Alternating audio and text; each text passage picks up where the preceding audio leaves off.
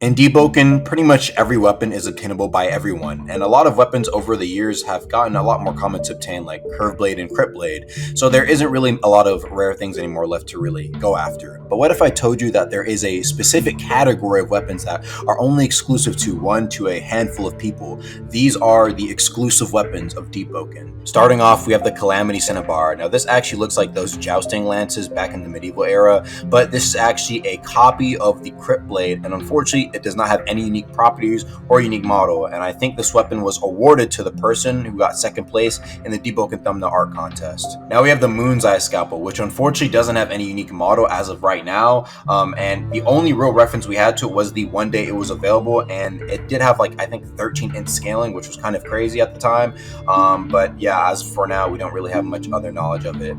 Next we have the Moon Blades. This was awarded to Super Invalicus for winning first place of the Battle Royale Lightborn tournament, and they specifically chose this model, and it is basically a copy of their Flare Blood Commas, and even has a purple version of the Flare Blood Comma crit. But besides that, there isn't really much else to this weapon. Next we have the Unsung Scythern, and this is actually the first exclusive weapon that has unique gameplay. It has two unique criticals, right? One being the ground crit, which does kind of like a normal blast, and they have the AoE version, which does like a lot of slashes, right?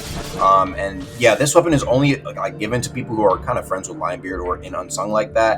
And yeah, it does have two kind of versions of this. You also have the Quartzstone Scythe, which is basically the same criticals. So these are basically both like scythes that have different models and have unique criticals, and will probably eventually be available to the public. But yeah, that's all on that one. Then we have the Paintbrush. Now the Paintbrush is actually, I don't even think this one's handed out yet, but it is given to the people who win the major art competitions, right? And it is a weapon that has a unique critical according to one of the senior moderators, but it has not been really given out yet. Finally, we have the Keyblade, and this is a weapon that looks similar to the Keyblade from Sora in Kingdom Hearts. So yeah, it does have a unique look, but unfortunately no unique gameplay there. As an honorable mention, I'm going to be mentioning Par's Glaive, which is the one that Kennen used, and Trisha. Now it says on the website that Trisha is this weapon, but that's not true. Trisha is actually a spec from Par that allows him to summon a little cat mate that can fight for him. And that's pretty much all the exclusive weapons. I want to go over them quickly because I don't think I've seen a video on them, and that's gonna be all, guys. Peace.